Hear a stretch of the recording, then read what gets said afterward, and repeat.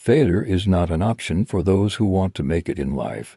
It is only through repeated failures that one learns and rises again to ultimately succeed. Our today's story is an example of how one man failed multiple times in his life but did not give up and eventually became a millionaire. In today's video, we will be looking at the life of a man who failed 800 times but never gave up and eventually became a millionaire. So stay tuned until the end of this video to find out how he made his millions after failing 800 times. The year was 1934, and Thomas Edison was at the peak of his career. Having invented the phonograph, the motion picture camera, and the electric light bulb, he was considered to be one of the greatest inventors of all time. But despite all his success, Edison was about to make his greatest invention yet. In 1934, Edison was working on a new type of battery that would store electricity for longer periods of time. At the time, batteries were made with either zinc or mercury, which limited their lifespan. But Edison wanted to create a battery that could last 4 years. After experimenting with different materials, Edison finally settled on a design that used nickel and iron. This breakthrough would allow people to have electricity in their homes for longer periods of time and would revolutionize the way we use energy. But there was one problem. Edison had already spent years and millions of dollars trying to make this invention work. And now, he needed more money to bring it to market. So he went to see a friend of his, J.P. Morgan, who was one of the richest men in the world. Morgan agreed to invest in Edison's new battery, but only if he could make some changes to the design. Specifically, Morgan wanted Edison to use a new type of electrolyte that would make the battery more efficient. Edison was reluctant to make the change, but he knew he needed the money. So he agreed to do it. However, after making the change, Edison realized that the new electrolyte was causing the battery to leak. And after several attempts to fix the problem, he gave up.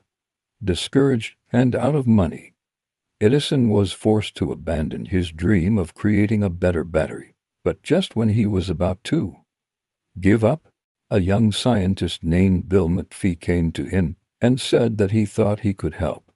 McPhee had an idea for a new type of electrolyte that might not leak. Would Edison let him try?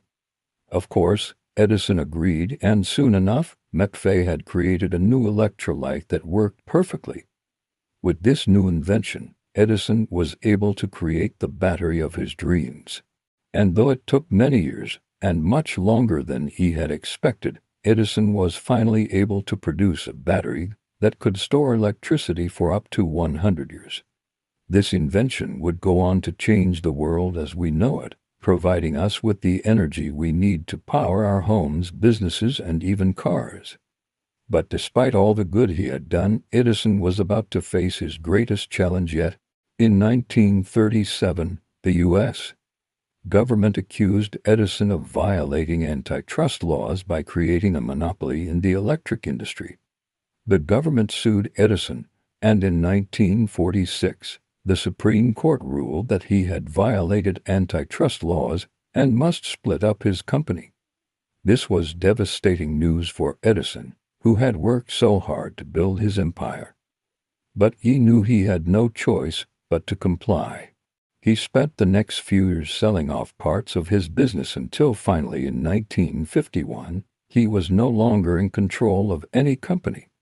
This was a bitter pill to swallow for Edison, who had always been in control. But he knew that complaining would not help.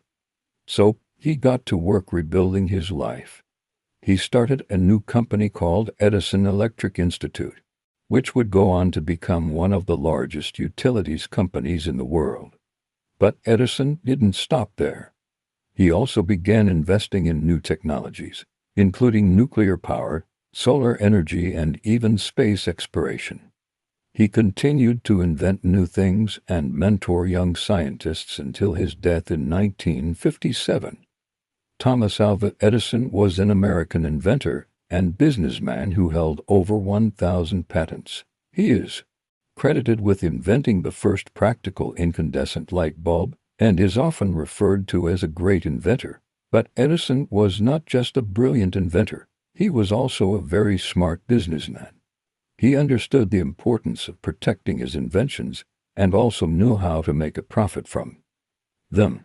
That's why he's often referred to as the greatest inventor businessman of all time.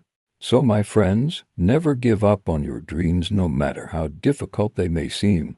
With hard work and determination, anything is possible. Thank you for watching this video. If you liked it, don't forget to subscribe so you won't miss any of our videos.